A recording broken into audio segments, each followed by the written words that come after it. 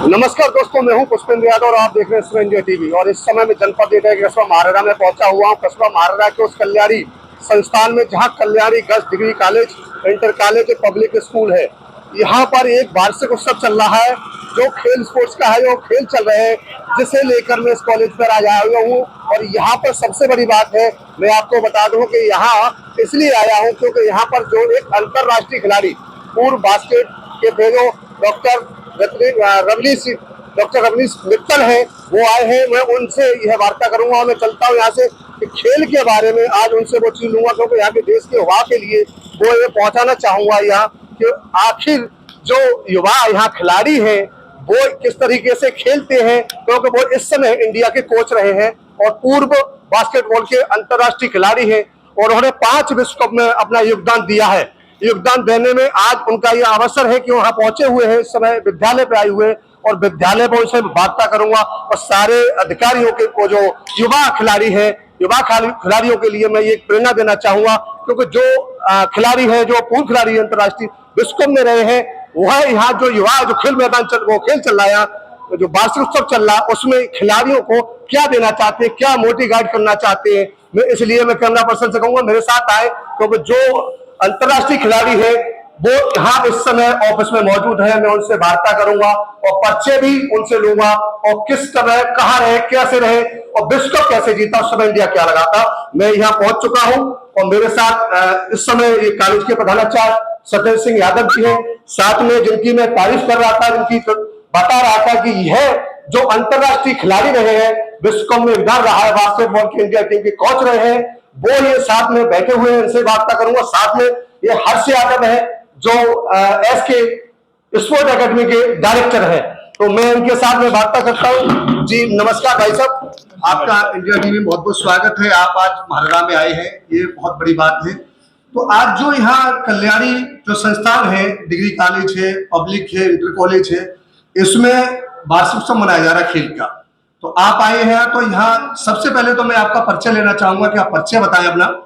मैं डॉक्टर विनेश मित्तल हूँ और मैं पूर्व कॉर्फबॉल एक बास्केटबॉल से मिलता जुलता खेल है, उसमें मैंने भारत को रिप्रेजेंट किया। 2 विश्व कप, 2 ओशियाना चैंपियनशिप में मैं खेला, भारतीय टीम का नेतृत्व भी किया। लेकिन मेरा पसंदीदा खेल सदैव बचपन से बास्केटबॉल रहा और मैं स्कूल नेशनल्स खेला। बाद में मैं उसमें सेलेक्टर और प्रशिक्षक बना और मुझे 2015 में एक बार मौका मिला जब मैं एशियन चैम्पियनशिप जो स्कूल्स की होती है थाईलैंड में, वहाँ भारतीय टीम को लेकर गया कोच के रूप में। अभी पेरिस वर्ल्ड गेम्स में मैं भारतीय टीम के प्रशिक्षक के रूप में स्कूल टीम को लेकर गया। और आगरा में जितनी भी बास्केटबॉल होती है उसमें मेरा अपना खेलों में महत्वपूर्ण योगदान रहता है। तो यहाँ मेरे मित्र श्री विजय प्रकाश जो यहाँ के प्रबंधक हैं और बहुत स्वयं भी वो अच्छे खिलाड़ी रहे हैं, हम लोग साथ में पढ़े हैं। आज उन्होंने मुझे यहाँ आमंत्रित किया तो मैं आगरा से यहाँ आकर अपने आप को बहुत ही गौरवान्वित महसूस कर रहा हूँ, क्योंकि खेल का जो स्तर मैंने जहाँ देखा, क्योंकि हमारे यहाँ असली खिलाड़ी थोड़े ग्रामीण अंचल में पाए जाते हैं, और आज मैंने यहाँ की जो लड़कियों में शक्ति देखी, मेरा ऐसा मानना है कि खो खो और कबड्डी के मैंने यहाँ मैचेस देखे कि यहाँ की बच्चियाँ राष्ट्रीय स्तर और अंतर्राष्ट्रीय स्तर पर जाने लायक हैं। पहला खो खो का विश्व कप इस बार दिल्ली में आयोजित किया जा रहा है। आने वाले विश्व कप में मेरी शुभकामना है कि यहाँ की बच्चियाँ भी खेलें, ऐसी मेरी शुभकामना है। अच्छा, आप जैसे ये बताया जाता है आपका, जैसे बेल्जियम, हैंडबॉल, जर्मन, ऑस्ट्रेलिया में 2 विश्व कप में आपने योगदान दिया था, खेल चुके हैं वहाँ आप जी। तो आप जब देश के लिए खेले हैं तो आपको देश का अनुभव रहा होगा, और आज जो खिलाड़ी खेल रहे हैं, तो ये जो आपकी आवाज है ये देश की जनता देखेगी, जो युवावर्ग का जो खिलाड़ी है। तो आप इन खिलाड़ियों को क्या देना चाहेंगे, बताना चाहेंगे, कोई मार्गदर्शन करना चाहेंगे? देखिए, है क्या कि खिलाड़ी यहाँ पर भ्रमित ज़्यादा है। यहाँ से मेरा तात्पर्य है, हिंदुस्तान का खिलाड़ी थोड़ा सा भ्रमित है। एक लक्ष्य लेके चले कि किसी एक खेल को चुने। दूसरी बात, सही माध्यम को चुने। सही माध्यम से मेरा तात्पर्य है, एक एक खेल की कई कई एसोसिएशंस चल रही हैं, तो जो सही मान्यता प्राप्त एसोसिएशन है उससे खेले, बच्चा बहुत जल्दी राष्ट्रीय और अंतर्राष्ट्रीय स्तर पर पहुंचेगा। होता क्या है कि दूसरी एसोसिएशन बच्चों को बरगलाती हैं, पैसे लेती हैं, जबकि वास्तविक जो एसोसिएशन है उसमें कोई पैसा बच्चों का नहीं लगता है और बच्चा सही तरीके से वहाँ खेल के पहुँचेगा तो उसके प्रमाण पत्र की वैल्यू होगी, उसकी नौकरी लगने की संभावना होगी। बच्चे मिट्टी है, इन्हें हम जैसा डालेंगे वैसा ढल जाएंगी, परंतु हम लोगों में से प्रशिक्षक होते हैं, इन्हें भ्रमित करते हैं। मैं एक बार सारे खिलाड़ियों को ये कहना चाहूँगा, इंटरनेट के माध्यम से सर्च करें कि सही फेडरेशन कौन है, जानकार लोगों से लें और उससे सही एसोसिएशन से खेलें तो निश्चित तौर पर उसका लाभ मिलेगा। जैसे कोचिंग बताया जाता है, कोचिंग जो होती है उसे तो सही जगह में स्थान मिले, वहां से इन्हें हाँ जी, जैसे सीख मैं लेनी एक चाहिए। उदाहरण दे रहा हूँ, कोई मेरी बात को इसको अन्यथा ना ले कि आज देश में जैसे मार्शल आर्ट का एक इतना प्यारा खेल है ताइक्वांडो। ताइक्वांडो की 4-4 एसोसिएशन बनी है। अब बच्चे को यही नहीं मालूम है कौन सी असली है। वो कह रहा है कि मैं राष्ट्रीय स्तर की प्रतियोगिता में खिलाया। जब वो नौकरी के लिए उस सर्टिफिकेट को लगाता है तो मालूम पड़ता है कि ये वैलिड नहीं है क्योंकि ये ओरिजिनल नहीं है। तो मेरा एक उदाहरण दिया है मैंने ऐसा, सभी खेलों में इस तरीके की स्थितियाँ हैं। सही का चुनाव करें, सही जगह ट्रेनिंग लें और खेल को एक प्रोफेशन के रूप में लें, क्योंकि आज खेलों में जितना पैसा है, आप जैसा देख रहे होंगे कि खेलों में ओलंपिक्स में जीतने पे 6 करोड़ सरकार दे रही है। और मेरी कई खिलाड़ियों से मुलाकात होती है, जैसे पीवी सिंधु, बजरंग पूनिया, जिन्होंने मेडल लिए, ये लोग 1-1 अरब 2-2 अरब के आदमी हैं आज। तो निश्चित तौर पे खेलों में इतना पैसा है कि अगर कोई अपना इसको खेल को प्रोफेशन बनाता है तो बहुत पैसा है। अच्छा, कोच रहे हैं आप, बास्केटबॉल की कोच भी रहे टीम की, जी। तो आपने खिलाड़ियों को जैसे प्रेरणा दी होगी, समझाया होगा, तो आज यहाँ फील्ड मैदान पे आए हैं, आपने कुछ उद्बोधन में कहा हो बच्चों के लिए। आपने ये तो बताया कि कोचिंग जो इंस्टीट्यूट है वो सही स्थान पे लें, जिससे और लक्ष्य भी अपना निर्धारित कर लें। तो क्या हर खिलाड़ी को अपना एक खेल का माध्यम का निर्धारित करना चाहिए, हर खेल में नहीं जाना चाहिए? बिल्कुल बिल्कुल, निश्चित तौर पे आकर जो बच्चा डिफरेंट खेल्स में जाएगा वो बच्चा कहीं ना कहीं डगमगा जाएगा। एक खेल का चुनाव करे। होता क्या है, कॉलेज वगैरह में जैसे हम मान लीजिए जहाँ पढ़ रहे हैं वहाँ हम 2-3 खेल खेल लिए क्योंकि ना कॉलेज की टीम मजबूत बनाने के लिए, लेकिन जो प्रोफेशनली खेलना है उसका एक खेल का चुनाव करके आगे जाएगा तो निश्चित तौर पे। और ये तो थोड़ा सा गांव के एरिया से लगता हुआ, यहाँ के बच्चे तो बहुत ज़्यादा अच्छे हैं, बहुत अच्छे, बहुत अच्छा, जैसे आप पेरिस में 2017 में भारतीय स्कूल जो बास्केटबॉल के कोच रहे, आप वहाँ गए थे, और कितने दिन अभी क्या कर रहे हैं, क्या सेवा है इस समय? मैं शिक्षा विभाग में एक खेल प्रशिक्षक के रूप में अपनी सेवाएं प्रदान कर रहा हूँ। आगरा का जनपदीय क्रीड़ा सचिव भी हूँ माध्यमिक शिक्षा का, और आगे भी मेरे सिखाए हुए बच्चे इस समय अंतर्राष्ट्रीय स्तर पर प्रतिभाग कर रहे हैं। वही हमारी एक उपलब्धि है कि बच्चों को हम राष्ट्रीय और अंतर्राष्ट्रीय स्तर तक पहुंचा पाए। कई बच्चे ऐसे हैं आज कि हम कुछ शिक्षक हैं, वो सरकारी सेवाओं में शिक्षक बन गए हैं, कोई केंद्रीय विद्यालय में लग गया, कोई माध्यमिक शिक्षा में लग गया, कोई पोस्ट ऑफिस में। तो ये हमारी उपलब्धियां हैं कि बच्चों को हम सही राह प्रदान करें। तो यहाँ जैसे अभी इस कॉलेज में आप आए हैं, तो यहाँ के अगर बच्चों को कभी कुछ मार्गदर्शन की जैसे बताने में अगर बच्चे चाहते हैं तो आप क्या सेवा आगरा से दे पाएंगे? मैं जहाँ से चाहेंगे, यहाँ के प्रबंधक महोदय, यहाँ के प्रधानाचार्य महोदय, क्योंकि ना मुझे तो ऐसा लगता है मेरा जीवन आप आगरा में मेरे बारे में पता कीजिएगा, मैं बना ही खेल के लिए हूँ और खिलाड़ियों के लिए हूँ। कोई किसी प्रकार का मेरे को कोई लोभ लालच नहीं, और जहाँ जैसे चाहेंगे वैसे सेवाएं मैं प्रदान करूँगा। अच्छा, जब विश्व कप आपने जीता था बास्केटबॉल का, तब आपको कैसा महसूस हुआ? नहीं, मैं विश्व कप बास्केटबॉल ना पहुँच पाया। मैं अगर वो स्थिति होती, मैं कॉर्फबॉल का विश्व कप खेला हूँ। हाँ, कॉर्फबॉल में 2 विश्व कप खेला। कॉर्फबॉल एक मिक्स गेम है हॉलैंड का, इसमें लड़के लड़कियां मिक्स खेलते हैं विश्व को एक संदेश देने के लिए कि सब लोग इक्वली हैं, बराबर है। बहुत अच्छा खेल है। और लेकिन मेरा पसंदीदा, मैंने जैसे बताया कि बास्केटबॉल खेल था, तो मैंने उसमें एक अमेरिका से कोचेज आते हैं और लेवल 1 का कोर्स कराते हैं, तो वो कोर्स किया मैंने। लेवल 1 कोर्स करने के बाद और नई नई तकनीकी सीखने के बाद मैं इंडिया स्कूल टीम का कोच बना और थाईलैंड और पेरिस किया। थाईलैंड और पेरिस? जी, वहाँ पे हमारा पेरिस में जो स्कूल गेम्स थे उसमें हमारी अंडर 15 की टीम विजेता बनी थी, तो वो एक हमारी उपलब्धि के रूप में है। तो आपका कभी जैसे आप रहे जब कितनी उसमें कौन सी साल बता सकते हैं, किस टाइम आप इंडिया टीम में जो बास्केटबॉल? मैं 1991 में पहली बार जब मैं ग्रेजुएशन में एडमिशन लिया तभी मेरे को जाने का चांस मिला। बेल्जियम, हॉलैंड, जर्मन का एक टूर था।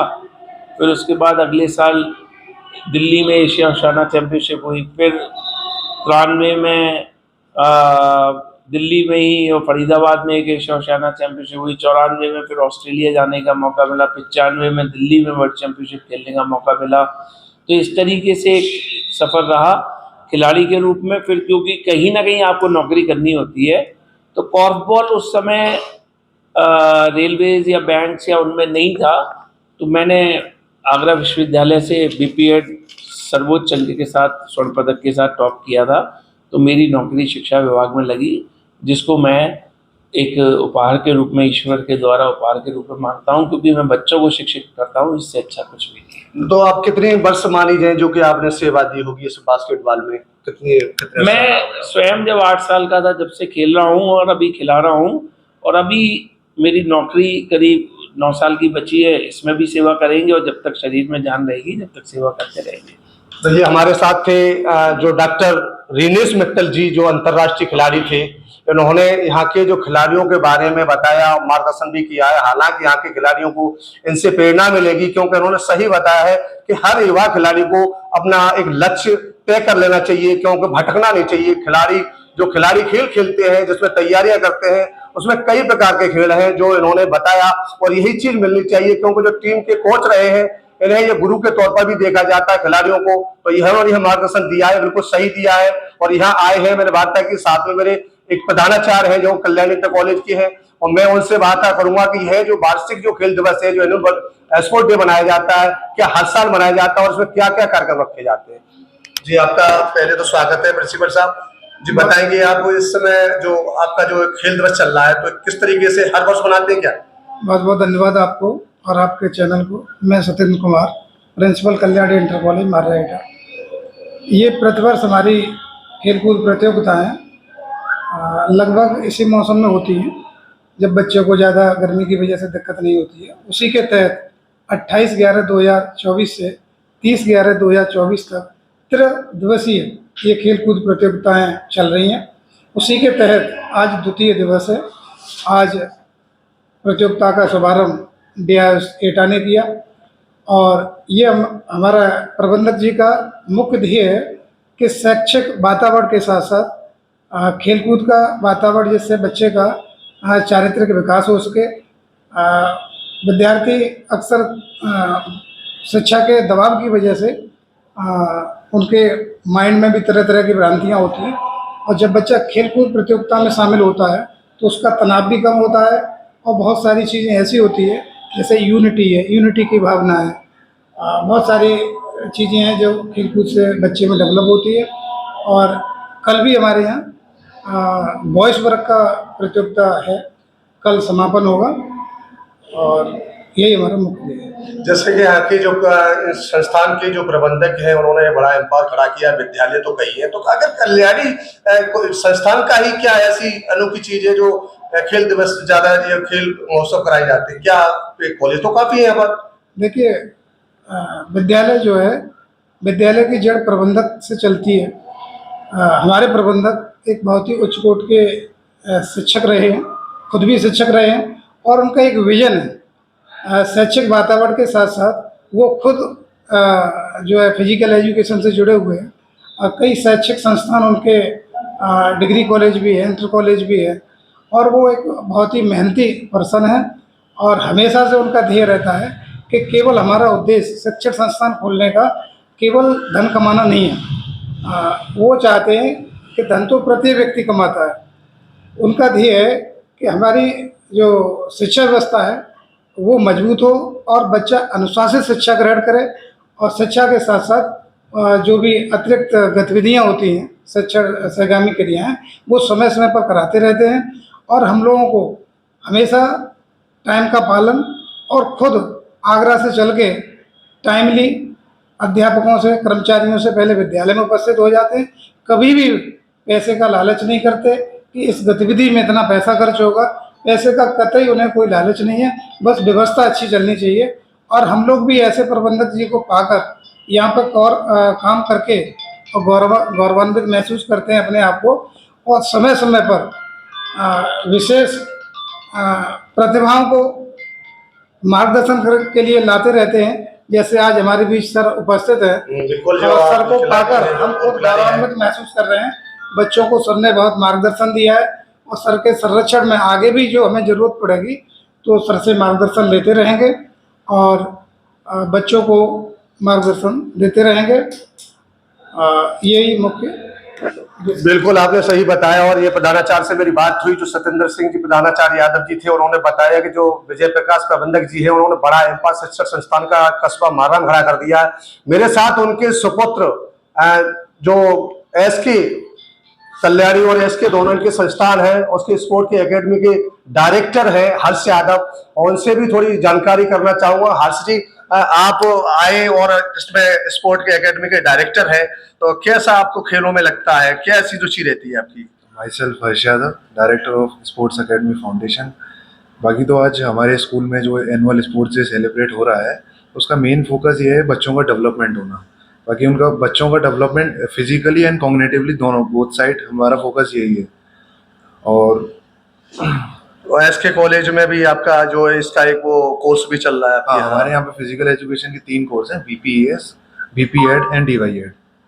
तो ये बिल्कुल ये हर्ष यादव जी ने बताया कि ये कल्याणी शिक्षण संस्थान का वही देश से एक अनूठी पहल है। मैंने आपको पहले बता दिया है कि कल्याणी जो कॉलेज है, जो इनके शिक्षण संस्थान है, वो इसीलिए अनूठी पहल लेके चल रहे हैं क्योंकि यहाँ आज के समय में, आज के दौर में योगा और व्यायाम जो बताते हैं शिक्षक, उसके लेकर के भी ये जो शिक्षण संस्थान जो यहाँ के प्रबंधक विजय प्रकाश यादव जी है, उन्होंने ये खेल का जो स्थान निर्धारित किया है, वार्षिक किया है, और जो वार्षिकता बनाते समय समय पर भी इनके यहाँ खेल में आयोजित होते रहते हैं। और ऐसे में तमाम घर के साथ आते, मैं इसी के साथ मैंने काफी टाइम लिया यहाँ जो क्यों खिलाड़ी है जाना भी है, और इसी के साथ मैं अपने कैमरा पर्सन अशोक यादव के साथ पुष्पेंद्र यादव, इंडिया TV 8।